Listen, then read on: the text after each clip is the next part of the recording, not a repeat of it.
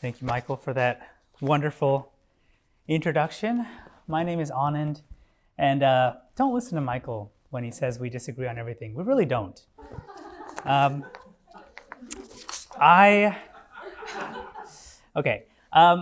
decided to title this talk Plotinian Poetics. If you take a look at the abstract in the program, please don't. I've changed my design a little bit. So if you'll bear with me, we will dive into the world of Plotinian metaphysics. Plotinian Poetics. Over the past few months, I've fallen in love with the conception of beauty outlined in the works of Plotinus. His understanding of beauty, building as always on the Platonic model outlined in the Symposium, has been at the core of the highest achievements in the Western literary and philosophical tradition since the Middle Ages. Some of history's greatest poets, men like Dante, Sidney, Spencer, and Goethe, found in his works a wonderfully generative source of inspiration. Of course, hoping to find the secret to the success of these great poets, I began looking into what Plotinus could teach me about what makes a poem beautiful. And I found that Plotinus, in fact, has very little to say about poems. So, after presenting an overview of his philosophy of beauty, I will demonstrate how a later vision of poetry, developed by a certain English scholar from the previous century, is successful because of its harmony with the Plotinian account. So, just a quick show of hands. You've all read some Plotinus, right? Okay, fantastic. So, then most of this will be familiar to you, I'm sure. Beauty, for Plotinus, appears at every level of reality, and indeed requires every level to work together in order to make the experience of beauty possible. It is for this reason that, just like the ladder of love in Plato's Symposium, the philosopher can follow beauty up the metaphysical hierarchy. Let us start at the top, with the first principle of Plotinus, the One. The One is a simple unity, and is the cause of all beauty and goodness and being. It follows from this that the One must be more beautiful than beauty, better than goodness, and beyond being. But this will be familiar territory for any student of Plotinus. Stepping down one level, we have the intellect, which is the home of the immortal forms. These are the same forms as in Plato. They exist in actuality, in impassibility, and in perfection in the intellect. Since the intellect is also the realm of beauty, it would be helpful to clarify what beauty actually is for Plotinus. In Ennead 1:6 on beauty, Plotinus writes, "We maintain that the things in this world are beautiful by participating in form. For every shapeless thing, which is naturally capable of receiving shape and form, is ugly and outside the divine formative power, as long as it has no share in formative power and form. This is absolute ugliness." For Plotinus, beauty is form. It is not a specific form, on the same level as the form of roundness or softness, but form writ large. This is why the shapeless thing has no form is called absolute ugliness. Conversely, anything that has any semblance of form, meaning any extant thing, cannot be called absolutely ugly. Only formless, prime matter is worthy of such a pejorative. Now, some scholars see this as a departure from Plato, who seems to think of beauty as one form among many, while others see this as an expansion and a clarification of ideas already within Plato, but that's beyond the scope of this essay. Now, moving on down from the intellect, we come to soul. At this level, we are still in the intelligible world and have not yet come in contact with matter. Soul, for Plotinus, includes every individual human soul, as well as the world soul, sometimes called the soul of the all, which is the principle of life of the entire cosmos. Now, the intellect, which contains the eternal forms, fills the world soul with knowledge of the forms. This is often translated as the rational forming principles, but in the Greek they are logi, ologos logi. And it is not only the world soul, but also every individual human soul, which has been given these logi by the intellect. Through the logi, soul is able to know the forms, and so too to know beauty. Finally, we come down to the level of the physical world. At this stage, beauty exists in two modes. One is an attribute, the other is an experience. The first mode, the attribute of beauty, belongs to a thing in proportion to its participation in form. So a dog is beautiful to the extent to which he participates in the form of dog. And in the case of the imitative arts, they are beautiful to the extent to which they participate in the form of the object of their imitation. It is important to note that the beauty of a physical object will necessarily be lesser than the beauty of that object's form. As Plotinus explains in Ennead 5:8 on the intelligible beauty, the process of becoming embodied matter is a process of extension, and everything which is extended departs from itself. To put it another way, the form exists in a unity in the intellect, but becomes a multiplicity in each of its embodied images in the physical world. That was the attribute. The second mode, the experience of beauty, and this is really my favorite part of Plotinus' theory, incorporates the entire model. To recap, the one is the cause of beauty and form in the intellect. The intellect passes knowledge of the forms to soul through the logi, the rational forming principles. Now, according to Plotinus, the world soul created the physical world, combining matter with form, using the logi which it received from the intellect. Therefore, everything in the physical world was created according to those logi. The same is true for works of art, which were created according to the logi in the soul of the artist. Consequently, the experience of beauty affects the soul when it sees a beautiful object in the physical world and recognizes that the same logi that are within the soul are also embodied in the beautiful object. This recognition of what Plotinus calls kinship is a powerful feeling of rapture and elevation for the soul, because the sight of the logi in the beautiful object reminds the soul of its own possession of the logi, and this in turn reminds it of its true nature as a citizen of the intelligible world. This experience of beauty is how Plotinus conceives of the ascent up the successive levels of the ladder of love from the Symposium. For those who can make this ascent, Plotinus has some very good news. He begins Ennead 5:8 by saying, "The man who has entered into contemplation of the intelligible world and understood the beauty of the true intellect will be able also to bring into his mind its father, which is beyond intellect." This is the culmination of Plotinian philosophy, a vision, an encounter with the One, with pure simplicity, with the cause of all goodness and beauty. All this is Plotinus' theory of beauty. Now, one of you might ask, how does poetry fit into all this? What could a human work of art, which only exists in the physical world, possibly have to do with this lofty goal of taking flight in the One? To answer this very reasonable question, I defer to one A. Hilary Armstrong, who translated the Loeb edition of all of Plotinus' Enneads. He writes, "The function of the arts in the image world, according to Plotinus, is evocatory or incantatory. It is to bring to as many as possible an awareness of the world of forms by using these very powerful images which they command. If artists can succeed in making people more aware of the world of forms and its source, the good or the One, by any imaginative means, and if they succeed in waking people even a little to the presence of light from beyond our frontiers, they will be successful in a Plotinian sense." Now, in moving away from Plotinus' own writings and taking a step towards a Plotinian Poetics, I will be defining a successful poem as one that brings people to an increased awareness of the world of forms. For the experience of beauty is the moment in which that awareness comes upon a soul. Now, when I drafted my proposal for this conference, I had assumed that my investigation into Plotinus and poetry would point me in the direction of form, right? Form is beauty for Plotinus. Poets are always talking about form. However, putting aside the differences between a Platonic form and a poetic form, of which there are many, I found myself investigating another aspect of poetry.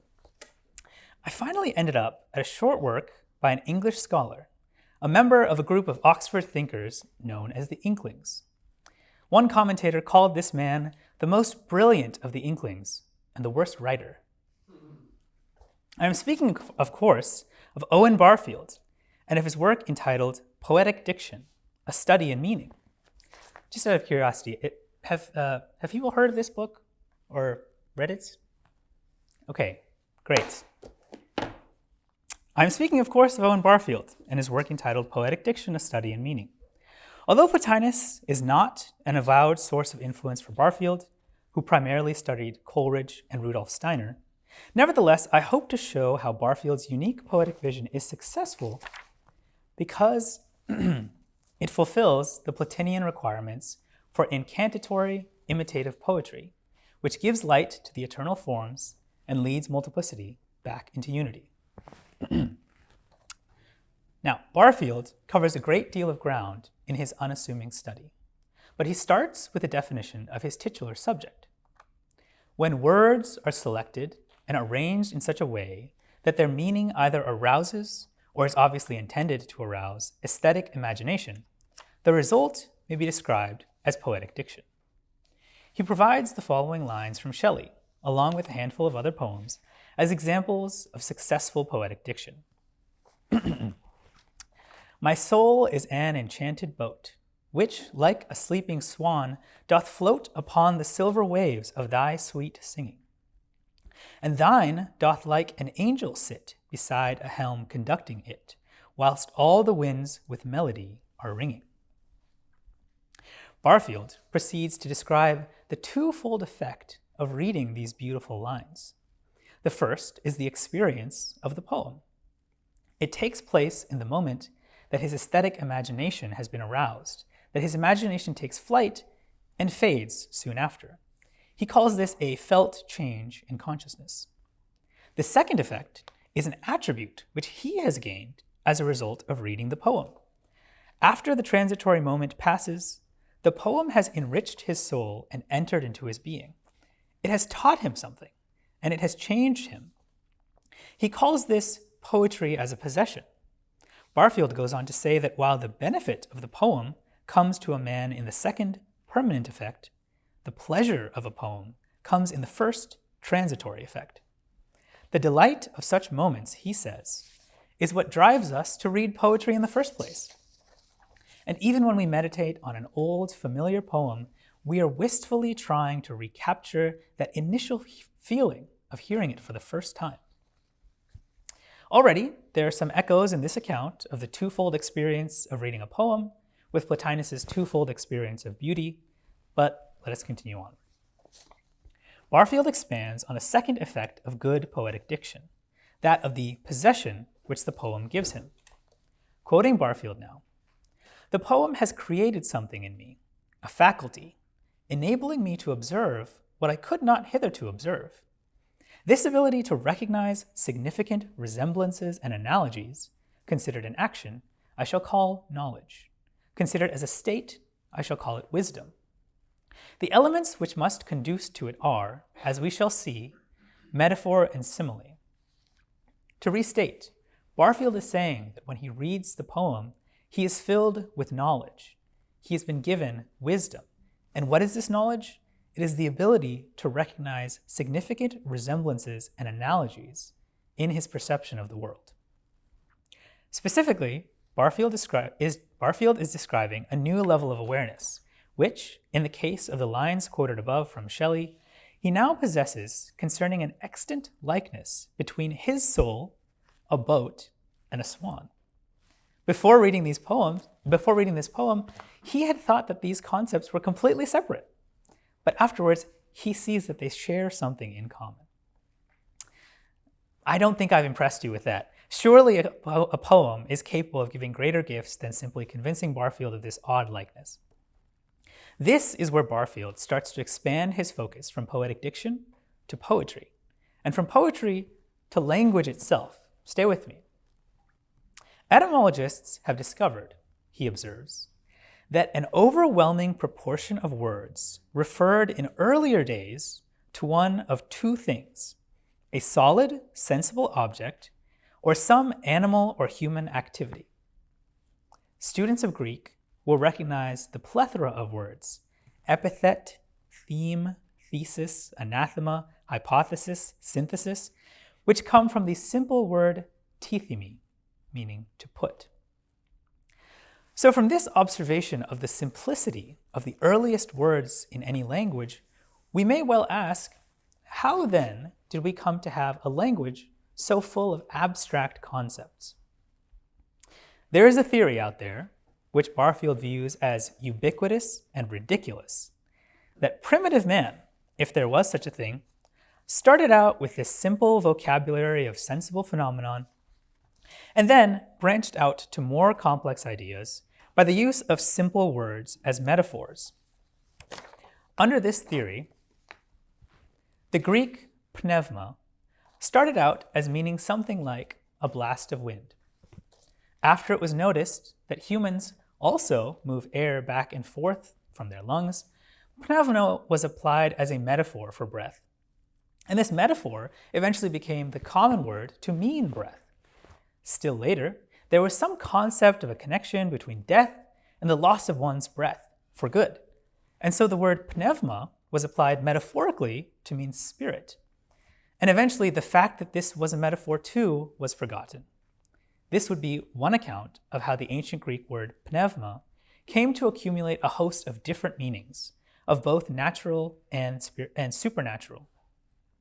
Now, Barfield will reject this model for a variety of reasons, but its primary reason is because it assumes a parabolic historical trend that doubles back on itself. The words of primitive man start out simple, only used to refer to one thing, a blast of wind. Then, eventually, through a process of metaphorization, the word has more and more definitions grafted onto it. And finally, by the time of the modern age, words are once again held to refer to just one thing, which is why we have blast of wind, spirit, breath. Now, Barfield does grant that some words in many languages were developed by this, and etymology can prove that. But the fact that their development can be tracked through etymology shows that they happened in a later history of language. He rejects this model specifically as a theory of origination of language, as the origin of complexity of language on its own. Instead, Barfield pitches an alternative model characterized by a unidirectional trend throughout history, that the simple words used by primitive men already contained all of those multiple definitions, even the abstract and seemingly metaphorical ones, which over time were separated out and were eventually felt to possess an identity of their own. So, with the case of pneuma, the original Greek word contained all the definitions in one, without much consciousness of their differences. This is difficult for us to understand, so I have an image for you. To better understand how the earlier language might have operated, we can use a common English word which surprisingly went through the exact opposite process that Barfield describes. I call this an exception that proves the rule. This word captures 4 ancient Greek words in one English word. I am, of course, talking about our word love, inside of which the Greeks would perceive I agapi, I philia, o eros, and I storgi. In the same manner in which we have difficulty understanding how an ancient Greek could combine the concept of wind, breath, spirit, angel, and demon into the single word pneuma, that same Greek would look askance at us for only having one word love to represent preferential love, affection, romantic desire, and parental love. Yet this is the case. Now, if Barfield's linguistic model of the origin of language is accepted, with this model established and with an inkling of how the original language operated, we can finally come back to poetic diction. Barfield had said earlier that the power of poetic diction was to arouse the aesthetic imagination and to give the reader a new ability to recognize resemblances and analogies between things which he before thought were completely unrelated. You will recall that the Shelley lines made him see a connection between a boat, a swan, and a human soul. He didn't see those things as related before, but after the poem, he did. And we agreed that that's maybe not the most impressive feat. However, the likeness that Barfield is talking about is not merely a subjective or artificial likeness. It is not a construct. For Barfield, this poetic diction is only successful if the likeness being established is substantially grounded in reality. He calls this the search for the true metaphor.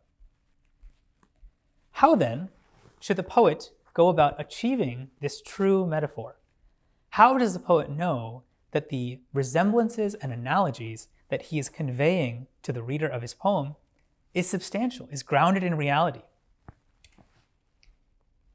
Barfield will tell us it is by leading us back to the original word with all of its diverse meanings, in which the primitive man, quoting now, the primitive man has observed a unity and is not therefore himself conscious of relation.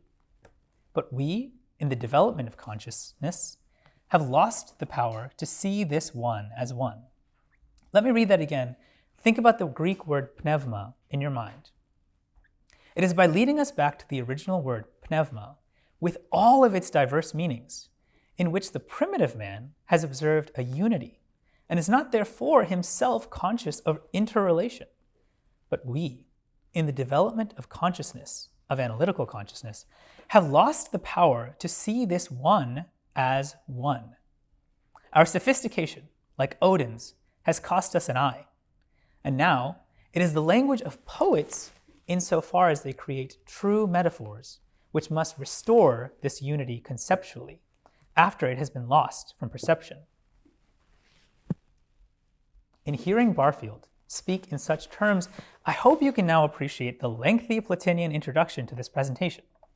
I find it uncanny for Barfield's language to sound so much like that of Plotinus, whom Barfield mentions at no point in this book. And yet in the quote that I just read you, we have the word unity, we have the seeing of something, seeing a one as one, and the idea that we must restore a unity to something that presumably is a multiplicity. To summarize and to conclude, Barfield thinks of language as having undergone a process of extension in the Plotinian sense of the word. The original word pneuma existed as a unity in multiplicity, which primitive man would have just perceived as a unity, but underwent a breaking apart into multiple different concepts and words as men's analytical consciousness grew in its power. The unity was analyzed, it was broken apart into a multiplicity. But because the poet, in search of true metaphors, which invest his poems with the ability to arouse the aesthetic imagination, investing it with beauty, because the poet is able to connect these disparate meanings together in poetry through the use of allegory, metaphors, or similes, we can read this poem and grow in our ability to perceive likenesses and connectedness in the world. This is not a likeness between a dove, a swan, a boat, and a soul, but a likeness between breath, between spirit, between wind. This is a likeness that is a true metaphor. In short, Barfield's vision of poetry is one which unifies a multiplicity and grants to many an awareness of something which unifies. To take this idea as far as it can possibly go, certainly outside the scope of poetic diction, imagine that Barfield's primitive men communicated with words that were so full of meaning, so unified, that the words themselves would begin to approach the eternal forms. Though this is no longer the case, it lies in the hands of poets to remind us of those former unified words, and in so doing, to lead us up on the ascent toward the good. Thank you.